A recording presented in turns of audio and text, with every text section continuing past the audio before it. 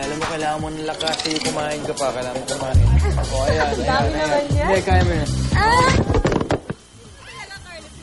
Hoy, ang sweet naman nilang dalawa. Sa sobrang sweet, mababasag niyo lahat ng gamit dito. Pero, di ba, ang sweet ng dalawa. At ang sarap ng kinakain nila, di ba?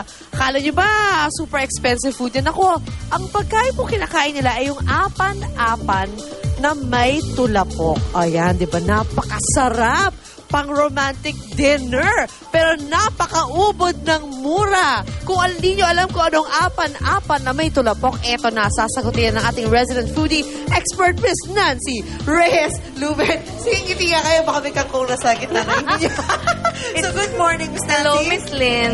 Ano nga ba ang apan-apan na may tulapok? Kangkong. That's it. Kangkong. Kangkong na may? Kangkong na may chicharon. Kangkong na may chicharon?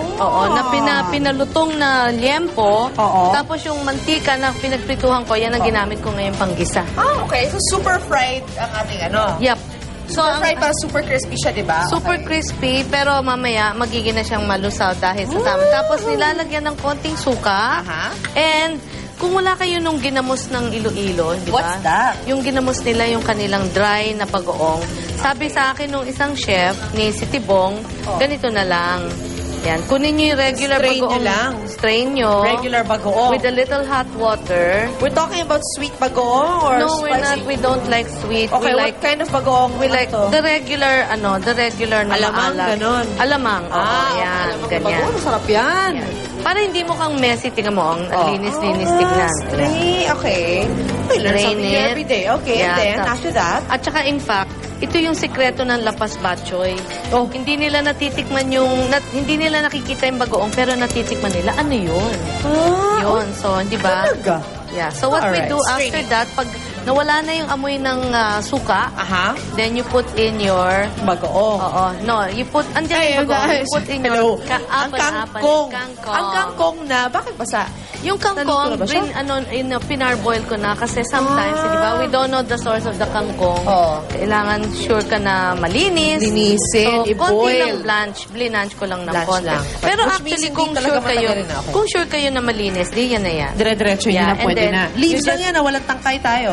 Para sa mga Iloilo, sabi nila, talbos lang. Pero Talbos lang. pwede na natin gamitin yung ating Tangkay. diba? Parang di sayang. Tangkay, Or oo. pwede i-chop mo lang really, really fine. Di ba? Yes. Mga maliliit. Parang sa bilis kainin. Hindi halata. Okay, Ayan so, na. Ayan na ang ating luto na. apan-apan with tulapo. Ang bilis naman yung, That's ang bilis pa rin yung lutuin. Kaya Oo. yung sumasalaki na yung kasama ko rito. Oo nga eh. Go, yan. Pero magkano ang gastos dyan? I'm sure. Ay, I'm nako. sure mura to Super kasi mura. kangkong eh. Oh, Super haman. mura. Pwede talagang pang date. Siguro lumalabas ng mga 8 pesos to 10 pesos per person. 8 pesos, 10 pesos per person. Busog ka na nun. Damihan mo na ng kanin. O, titipirin mo lang ng konti yung lechon liempo.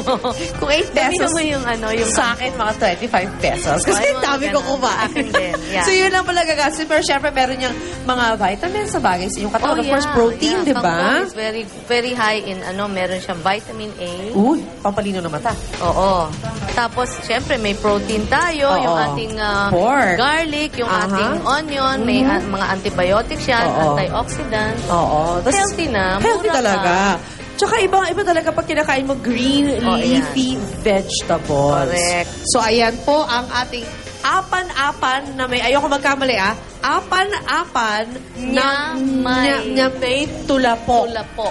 Galing Iloilo po yan. Dahil Oo. doon ang dinagyan ngayon. Siyempre, Iloilo rin, Ilonggo rin dapat ang pagkain natin dito. Yeah. And Kaya- we are enjoying it. Ginigreet natin yung mga taga Iloilo, sila Chef Tibong. Salamat po sa recipe ni Chef Tibong. Ay, salamat po sa inyo at salamat din syempre sa ating masarap kumain ng mga kasama rito, especially sila Miguel at Andrea na enjoy sa kanilang apan-apan. Miss Lynn, tingnan mo how colorful it is. Oh. It is Very colorful and I yeah, want it to be colorful. inside my stomach. So, Okay. mga kapuso, babalik agad ang unang hirit. Enjoy tayo, apan-apan.